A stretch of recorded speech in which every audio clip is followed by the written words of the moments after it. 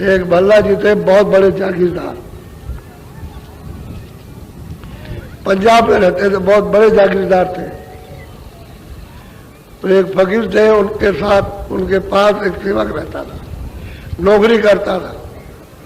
तो उनसे भल्ला जी से कहा कि हजूर, एक बहुत बड़े महापुरुष, आप बड़े जमींदार, बड़े जागीरदार हैं, आपके पास में सब कुछ है, लेकिन यह है कि जरा सा दीदार और दर्शन जरा कर लीजिए।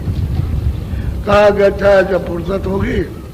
इनकार नहीं किया, कहले जब मौका मिल जाएगा तो चलेंगे दर्शन।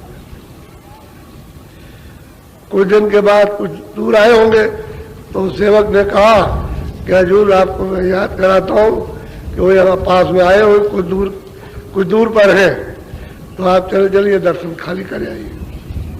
कह लगे आज तो फुर्सत नहीं है, लेकिन यह है कि फिर दर्शन करेंगे। तो ऐसे 5-7 बार वो कहता रहा, तो वो कहते रहे, वो प्रार्थना करता रहा। एकदम कह लगे भाई, अब तू मेरे पास रहता है, मेरी सेवा करता, इतने दिन हो गए, तो चलो मैं तेरी बात को मान लूँ, चलो मैं जल दर्शन कर जाऊँ। तो गए वहाँ दर्शन करने। चुपचाप एकांत बैठ गए जमीन में, जागीरदार बन के नहीं बैठे सुनने के लिए, और बैठे रहे, सुनते रहे, सुनते रहे, सुनते रहे, फिर बीच में रोने लगे। क्या रोने लगे कि हमें संसार तो कुछ नहीं, हम आ गए, हमारे बाप चले गए, हमारे दादे चले गए, हमारे ये चले गए। वो सोचने लगे तो हमारा भी क्या समय है, हम भी चले जा रहे। तो सोचने लगे, उनके वचन सुन के लिए तो कुछ नहीं जाएंगे, तो पीछे रोने लगे। सेवक ने कहा, जो उनका नौकर था, उन्होंने कहा भाई ऐसा करो कि हम यही रह जाए, कोई जगह पड़े रहेंगे, कल और वचन सुन लें। 1 दिन रहे, 2 दिन रहे, धीरे से सुनते रहे, हफ्ते भर रह गए। फिर गए वहाँ तो दिल नहीं लगा, फिर लौट के चले आए।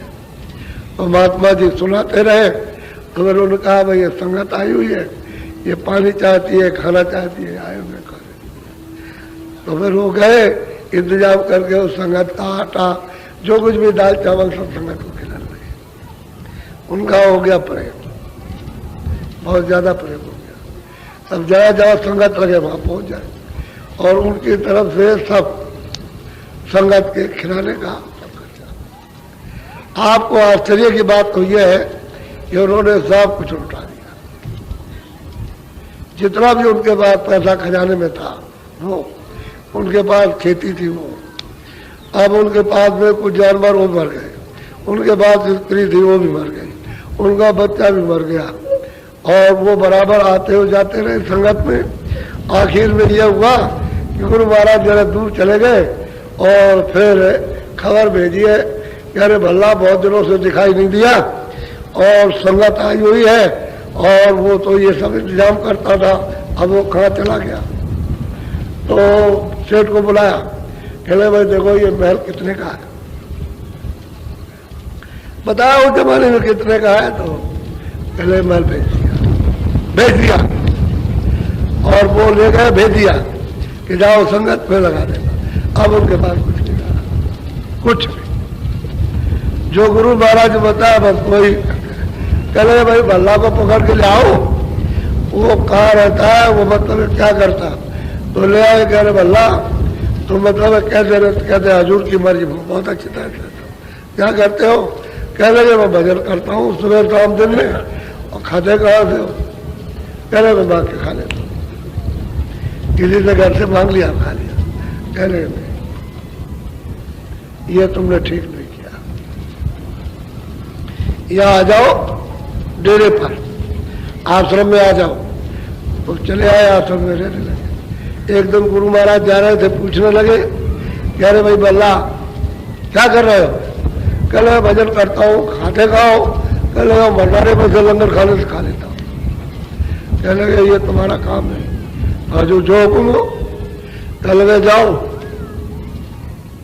वो जंगल है, वहां से लकड़ी बीन के इकट्ठा ले आओ, और लंगर खाने में दो जहां भोजन बनता, तब खाना।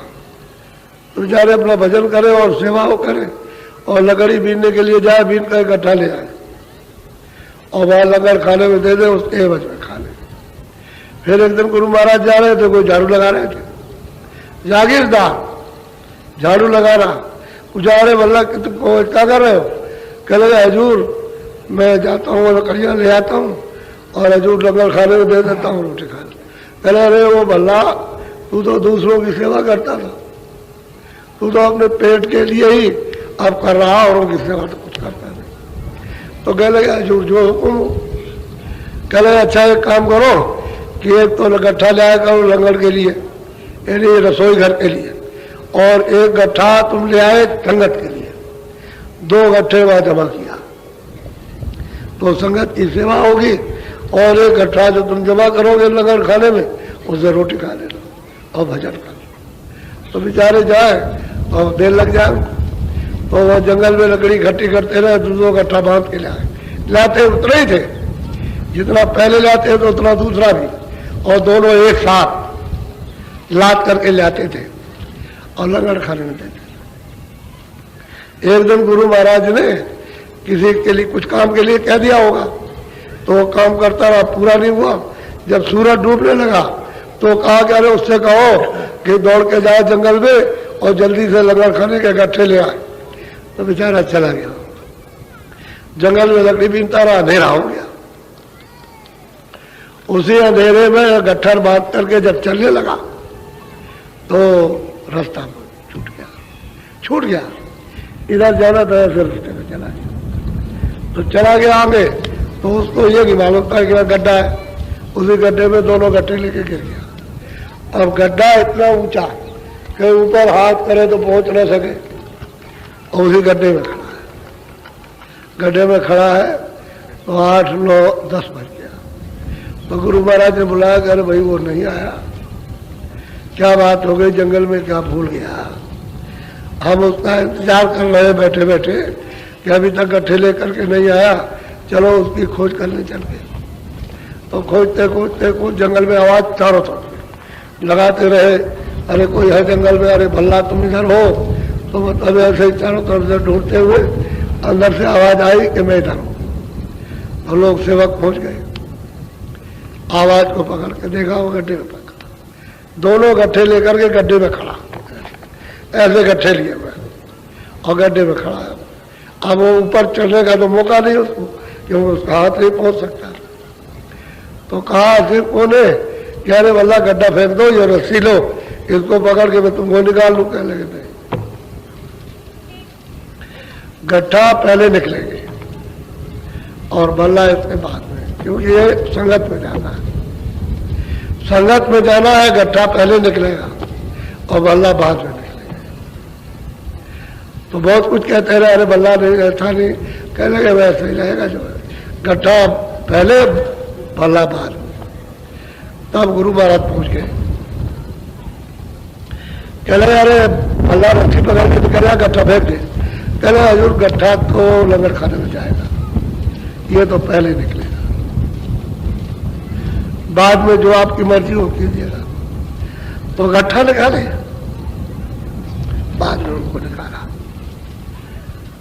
तो गुरु महाराज ने उसको हृदय से लगा दिया। बोले भला तुम परीक्षा में सफल हुए और तुम जो चाहो तो मांग लो। कहले अरे हजूर मुझे कुछ नहीं चाहिए, मैंने तो उसको ले लिया है जो सब कुछ देता है, मुझे कुछ नहीं चाहिए। मैंने तो देने वाले को ले लिया, यदि गुरु महाराज जो सबको देते मैंने उन्हीं को ले लिया, मुझे कुछ नहीं चाहिए। इतनी प्रार्थना जरूर करूंगा कि भला से जो आपने परीक्षा ली है, ऐसी परीक्षा किसी से लीजिएगा नहीं, ये कलयुग है, कोई टिक नहीं सकता, सब के सब भाग जाएंगे। तब उन्होंने कहा कि जाओ ऐसी परीक्षा आपने ली जाएगी, ऐसे ऐसे आसिक कि सबको निछावर कर दे, कुछ नहीं लगता। तब को नहीं समझते धन क्या चीज, महल क्या चीज है, जमीन और बच्चे क्या चीज, इसी को नहीं समझते, इसके चिथड़े उतारना कुछ नहीं। अब वही बल्ला कि जीते जी उसने मालिक को प्राप्त कर लिया। जब गुरु को ले लिया, जब उनको ही खरीद लिया, तो क्या किसे कोई मांगेगा। कृपा हो गई, दया हो गई। वो तो दया तो उसके ऊपर हो ही रही थी, लेकिन सबको ये सबक सिखाना था।